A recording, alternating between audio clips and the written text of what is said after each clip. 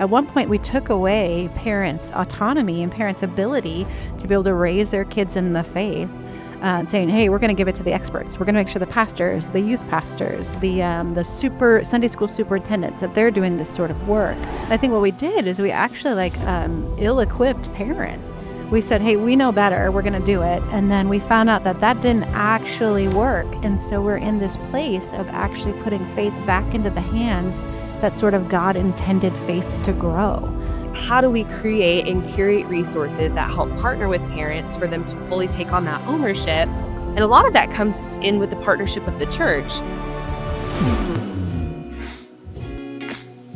Well, hey, everybody. Welcome to the Raising the Next Gen podcast. I'm Angie Larson, and I am so excited about our guest today. I got to actually meet her about, I think it was 2 years ago at this point.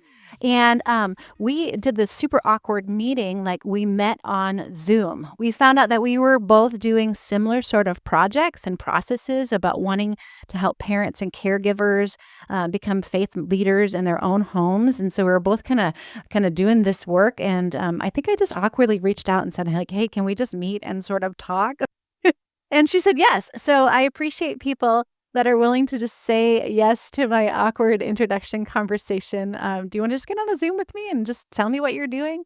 I'm so excited to introduce you to Maddie Gorman. She works for Orange, and she's going to sort of talk a little bit about what Orange is, what her passion is. Maddie, here's my first question for you.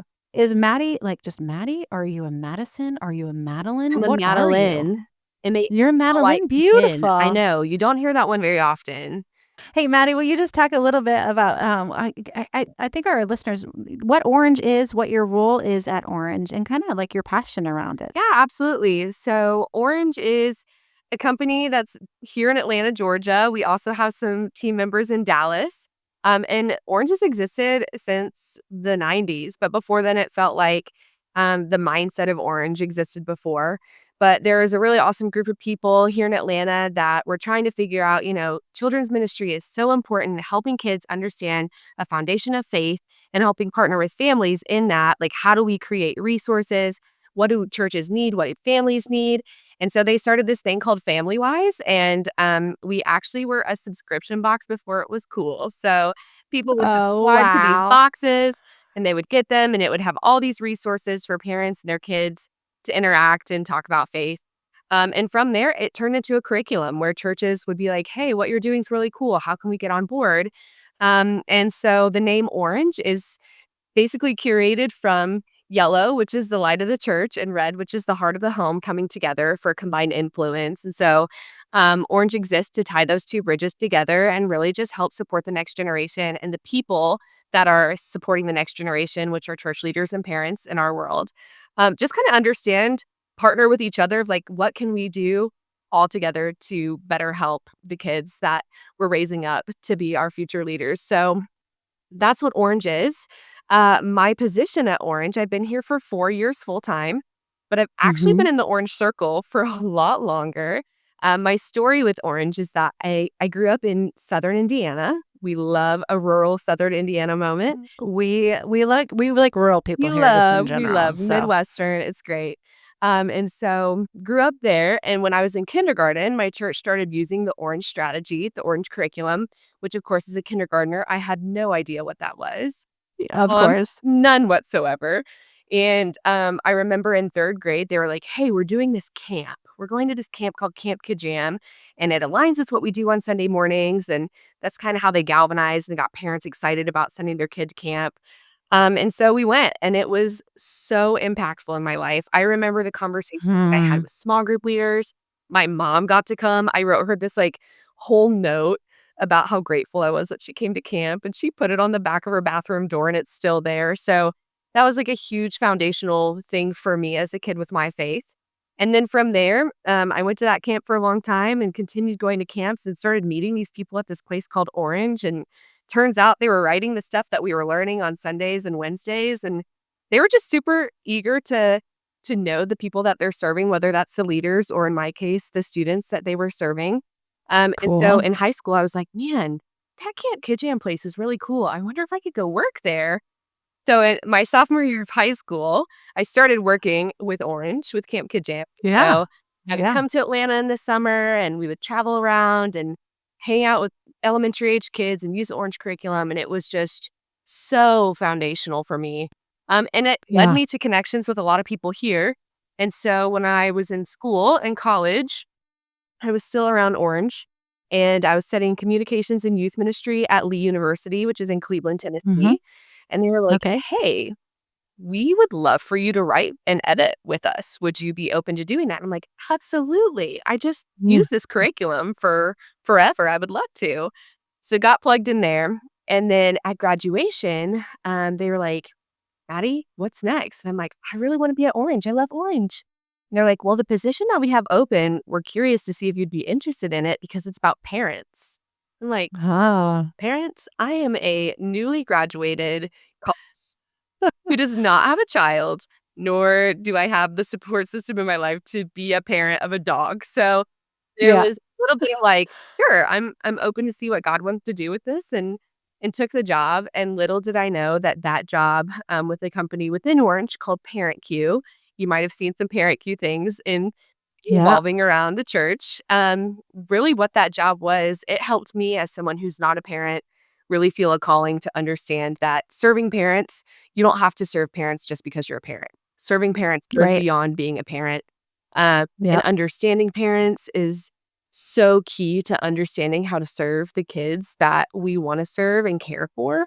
It's Yeah. such a unique and underthought of strategy for how to connect the family and how to influence people as a whole. I can't give parenting advice because I'm not a parent, but what I do get to do in my current role is learn from parents. I get to Mm. learn all the fun things, all the not so fun things, all the hard things, all the things that make everyone just cry tears of joy, and Yeah. take that information and ask the question, okay, what do we do? How do we help? And knowing that the faith of the next generation is a priority, how do we partner with these people to help these kids? So I'm Yeah. currently a creative project manager at Orange and have been for 4 years, partnering with Parent Q and our Orange curriculum, helping execute a lot of the products that churches, just like Calvary, use to Yeah. connect families and kids. So Oh, that's that's such an incredible, great story. I can really resonate. I actually still have a letter that my dad wrote me when I was at camp. my God. And, it's up in my office. It's just like this little tiny note, but, kinda what you were saying about you wrote your mom a letter, my dad wrote me a letter. Just the impact that parents have on the faith formation of the Yeah. next generation. One of the things I think that we've watched, happen is that, if you look at all these, especially Midwestern churches I can speak to, they all built these beautiful, like, education wings in the '60s, that are now not being used. At one point, we took away parents' autonomy and parents' ability to be able to raise their kids in the faith, saying, "Hey, we're going to give it to the experts. We're going to make sure the pastors, the youth pastors, the super Sunday school superintendents that they're doing this sort of work." And what we've done, and I know that Orange has studied this a little bit too, and I wonder if you'll speak to that. Mhm. I think what we did is we actually like ill-equipped parents. We said, "Hey, we know better. We're gonna do it." And then we found out that that didn't actually work. And so we're in this place of actually putting faith back into the hands that sort of God intended faith to grow. Mhm. I think most parents, at least from my experience, and I'd love to hear your thought, most parents want and to be the faith providers for their children, for the kids that they're responsible for. My thing is that I just don't know that they know how Right. always. They didn't grow up in a system, that taught them how to be these faith curators in their homes, and so, I think they want to. I just don't think that parents, like, have a clue where to start. Yep. So, I don't know, what have you guys discovered? Yeah, it's interesting. One thing that Orange has done that has felt key to how we understand parents and serving kids is not only are we looking from like a discipleship level of theology and strategy and practicum and all of the things, but we really wanted to dive into the development of kids to understand like, Mm. hey, not only do we actually need to meet the needs of the families, but like to meet the needs of the kids, we have to understand their physical health, their mental health.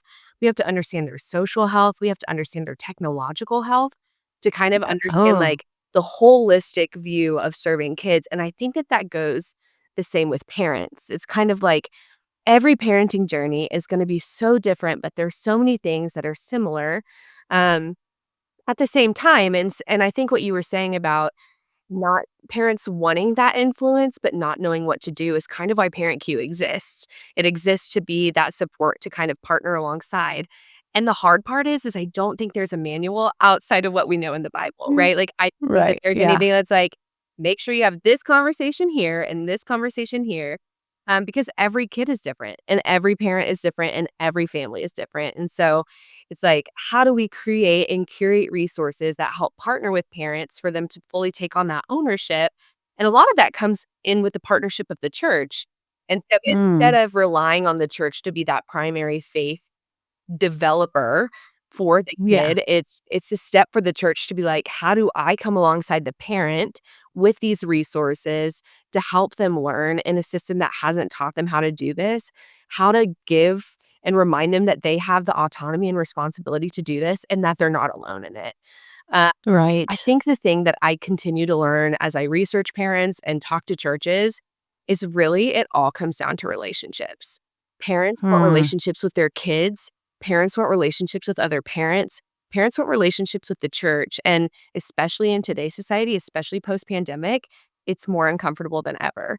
It, you Yeah. joked at the beginning, like, I emailed her to see if she would jump on a Zoom call. And it's like, that's such a beautiful part of community and especially a faith community, but it's like, man, that shouldn't be awkward, right? Because we love having community with one another, and it goes the same Right. with parents. It's, if there's not an exact manual, obviously, we have the Bible to help guide us, but outside of the Right. manual of every single step to take and every single right thing to do, it's the community around you that really helps and supports what parents need, as well as confidence. I think that's the other piece. Um, Yeah, I think I feel more confident to do something, like, if someone's willing to do it with me. yeah, I think absolutely. about the first races I ever ran, and I there's no way I would have ran them without friends running next to me, Right. Yeah, just 'cause didn't have the confidence that I could finish a 5K or whatever that was. absolutely. I just didn't feel like I could do it, unless people were running with me, and, I think that that's the whole goal of what we're trying to do with this Raising the Next Gen, as well as what Parent Q is trying to do, Mhm. which is sort of where we sort of match up, and are aligned sort of in our vision. How do we help parents sit there and say, "Hey, you know what? You're going through the same stuff everybody else is going through. Yeah, maybe your kid did that weird thing, but, like, my kid did other weird things, Right, and right. maybe they're not exactly the same, but I can empathize, with a little time in the detention office, Yeah. so those kinda sorta needs that I love that Orange and Parent Q is saying, "How do we come alongside the congregation?" But mostly also come alongside the parents and caregivers Wow. to, be able to just say, "Hey, let's normalize some of these conversations," and normalize, some of, like you said, the health, mental, social. I love that you said technological health. Let's normalize what it means to say, "Hey, we're all writing a new script." The world has changed, and it's been such a dramatic change that, I'm technically, I think, a generation older than you are, but, like, the ways that you and I both experienced, mental health, community, social development in just that short amount of 20 years, Mhm. has been so dramatically different. Yeah. And then, let's say you had kids 20, 25 years, it's so dramatically different. We're all sort of navigating these new Yep. roads. And how do we do that together in community? Yeah.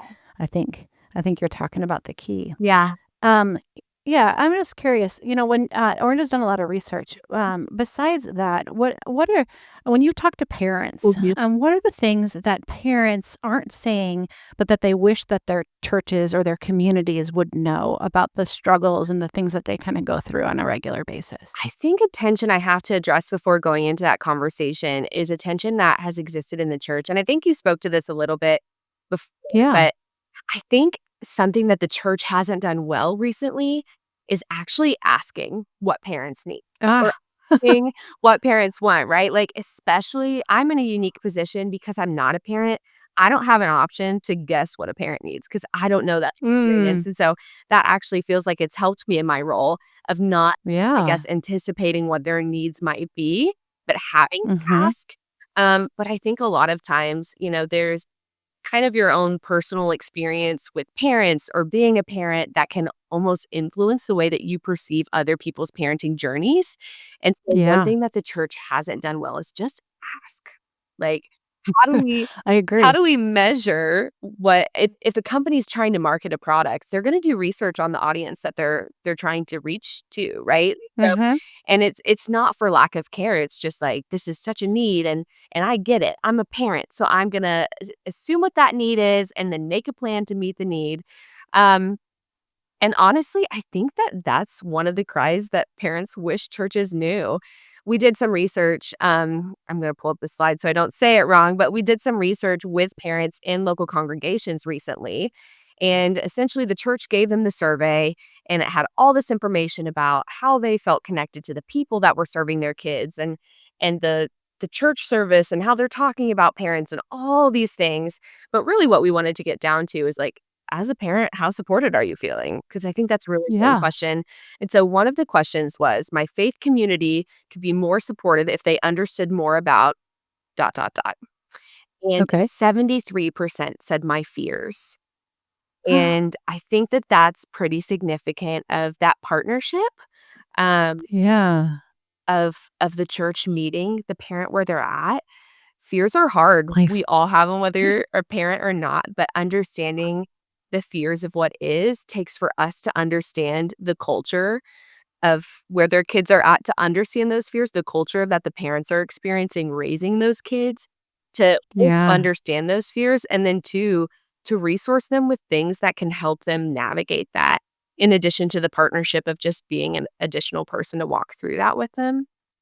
Yeah. Second to that, they said my faith community could be more supportive if they understood more about my family dynamics, which was 71%. Mm. And one thing that we've Okay. really emphasized as we are talking to churches about connecting and partnering with parents is understanding the family rhythm. There are, Mm. your church schedule matters like any business, right? Have your Yeah. Yeah. schedule and you have your meetings and you wanna schedule things whenever it fits, and people that are in ministry have to balance their own personal schedule, right? And so, Yep. it's challenging to know how to kinda understand, engage the family rhythms. I think one thing that Calvary has done so well to understand family rhythms is by doing church at the lake in the summer. I think we Yeah. understand not only is that where community's thriving in the summer because of the awesome weather, but it's also just Yeah. meeting families where they're at, and, I think that that's a huge thing, like, for example, growing up in rural Indiana, it felt like everyone kinda had their ebb and flow of, like, Yeah. everyone goes to school and work in the day, and then you have a little bit of a break, and then there's practices, but then there's, like, family dinner time, and so Yeah. it's really strategic when a church can look at that from a week basis, but also an annual calendar to kind of know what families are experiencing so that the way that they're scheduling or the way that they're communicating doesn't feel Yeah. like it's an additional thing on their plate that a parent can't handle, but a partnership to help them know that they see where they're at and they wanna partner with them in that. So, Y I think that those I are 2 think things that have really stuck out to me recently. yeah, I think you're right. I think that the church has, I think I've worked in the church for 25 years. I think the church just sits there and says, "We're gonna create a program, Yeah. and then this is gonna meet a need," but we haven't actually asked what the need is. Right. We just Right. assume a Yeah. need, and so we haven't sat there and say like, like, "What are you afraid of?" And you think about, I'll use COVID as an example. There was no roadmap for that. Right. I did not know how to parent my children and do that. But that's true for AI. That's true for Instagram, or all those other things.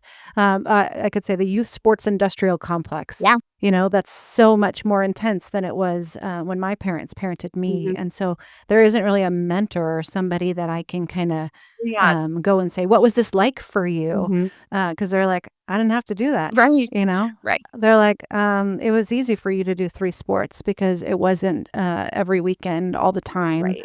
And traveling, all across the United Or States. the financial And so commitment of sports these days. or the financial commitment, yeah. I just paid, hockey fees, so Woo. we could go that for an entire podcast episode. Yeah.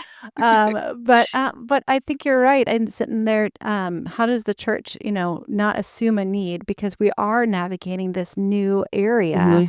And so to sit down with parents and hear parents and hear what their fears are, Mhm. hear what their rhythms are like, um, and then say, how can we give you this beautiful respite or beautiful sort of safe space where you can come in with it's not something else to do. Mhm. Like, you don't have to just teach your kids the creed and the catechism, check, check. Right. But instead, it's like a love of vulnerable and equipping a safe Mhm. landing spot in the midst of a family rhythm Well, that I think for most folks is a lot, yeah. you know? Yeah. Yeah. And so how do we listen to parents a lot Yep. better? I think that's such good research to do, and to sit there and talk about, and all those things. Yeah. Um, from your experience working with all these sort of churches, what have you seen go well Or when churches are doing parent caregiver centered ministry? What have you seen that has worked where you're like, oh, this is a really great thing. I wish every community had this. yeah, I got to follow 15 church leaders in the last year asking that exact question of, okay, Hmm. there's a lot of things that feel like it's not going well, but there are wins, whether that's a small win or a giant win. And I think before I give that, the caveat is if you sat in that room with people who I would assume are some of the most parent forward minded leaders that I know, they're all, Yeah. and you said, "How confident are you that you have wins in serving parents?" They don't feel confident, and so I Okay. think Yeah. there's some pressure there, but for us, it's like, "Hey, that's okay. One, you're not alone in that. Look at all these people that you're with that we're all learning together." And again, it's not a metric of a big success. It's the Mhm. metric is one relationship with a parent to Yeah. know how they're doing. But one thing I've seen that is a really hot topic for parents and a great connection point that churches can meet is everything topical. So, big things that have come Mm. into play that parents really need that kind of matches that fear category, Yeah. understanding my fears, is mental health and Mhm. technological health and responsibility. Um, Yeah. mental health is such a huge thing, and the stats of Gen Alpha experiencing mental health, we were actually just talking about it at work today. 1 in 4 students in this generation have had thoughts of Yeah. committing suicide, and there's Ugh. stigma with that. There's so much there aside from just the actual mental health of a kid that navigating that is so challenging, and parents didn't experience that the same way that kids do. They didn't experience language that kids are digesting with mental health. They didn't Yeah. understand, they didn't necessarily have access to therapies like we do now. And so parents Mhm. see that as a fear of like, I don't know, one, if my kid does struggle with their mental health, I don't know how to partner and support in that way. Or two, Yeah. if I'm raising a kid and I want to foster that healthy mental care and health, like what are the steps that I take? And so, resources for mental health are a huge Yep. need for parents, and, I've seen a lot of churches do really cool events over that. Again, I think that the one piece from this parent research that kept coming up over and over again was all about relationship. It was who can we Yeah. connect them with that sees them, that knows them, that gets where they're at. Um, and so those kind of events or gatherings that center around a topic not only help them feel less alone and supported, but it connects them to other people that might be where they're at. And so maybe you Yeah. don't know a mentor that's been there before, but you can partner with someone to be like, I need a support here. I want to be a support for you, and maybe we can navigate this together. And then the church coming alongside that group of people being like, hey, we're here to support you too. And it's just a beautiful thing. So mental health is a huge piece. Technological Yep. responsibility is, like, crazy. Obviously, Yeah. that's a huge thing that is ever evolving, ever changing in our culture, and so parents are like, "Okay, I am giving my kid a tablet, and I don't know what's happening on the tablet. I don't I know don't know what's what's going happening on," on you it. know? Um, I so know. it feels like that feels like a weird place for churches to step in, but it's a Mhm. felt need, and there are so many Mhm. organizations that are Christian organizations that see this need, that are wanting to partner with parents and helping them understand. Really help Yeah. churches partner with parents to understand how to support with tech. So we Yeah. actually got to do that with a company called Bark. They're out of Atlanta here, and they have this software for helping schools understand what's kind of being searched on their web and putting up some predictive Sure. boundaries, as well as helping parents do that at home. And so they were an organization that partnered with us to kind of create some of those resources for the churches that we're serving.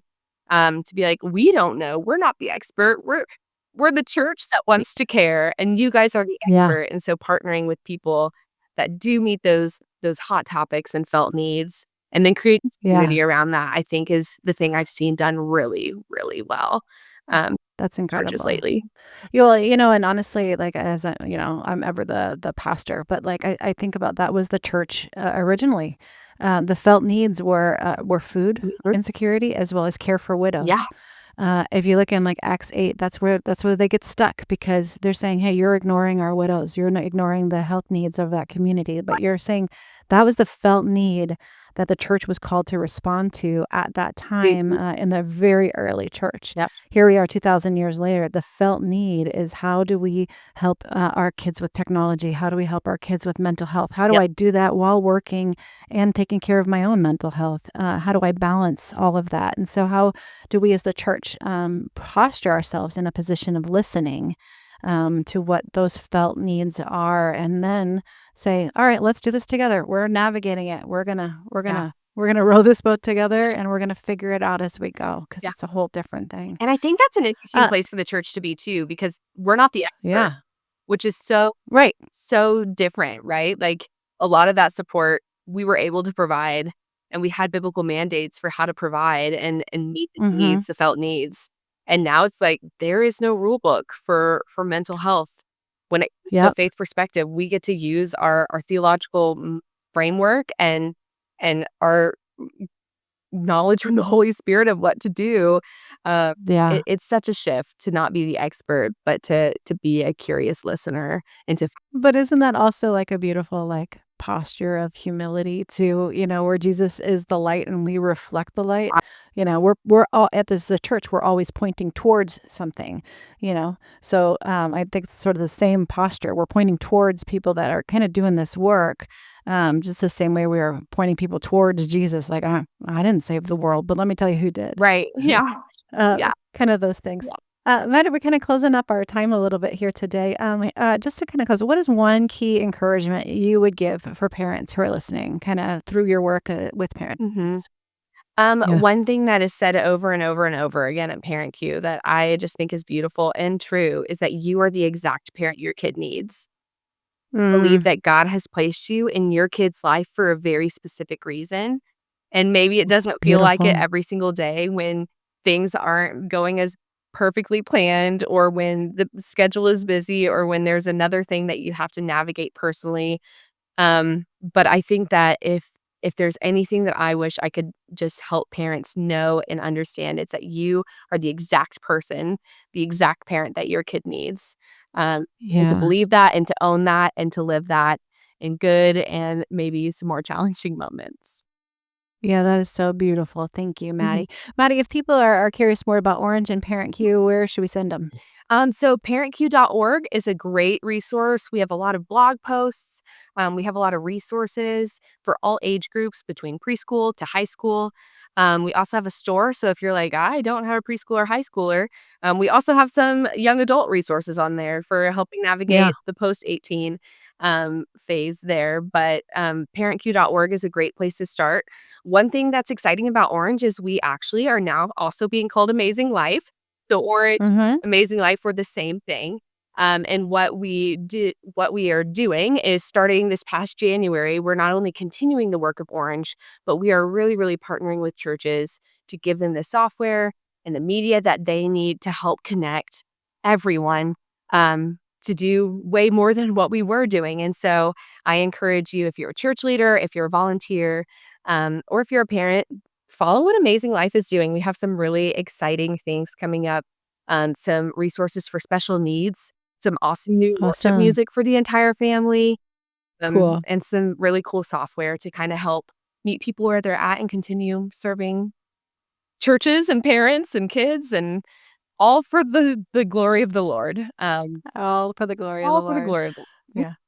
Yeah. Madeline, This has been such a wonderful conversation. I appreciate that you said yes to Zooming a stranger and the work that we've gotten to do together as we think about raising the next gen and how we can continue to partner and walk alongside with parents, like you said, in their felt needs, right where they are at.